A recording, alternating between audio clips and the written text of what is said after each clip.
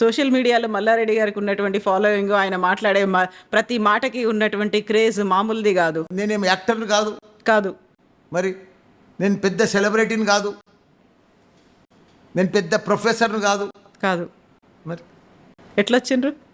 నా students power.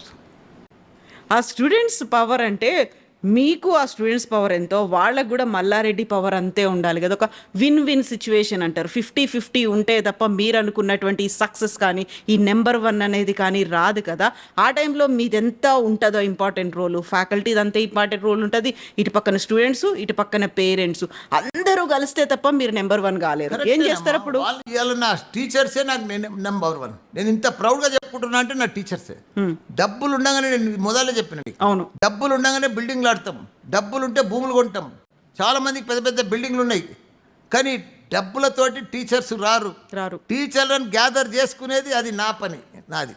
ఆ గ్యాదరింగే, ఆ టీం వర్కే ఈరోజు నా సక్సెస్.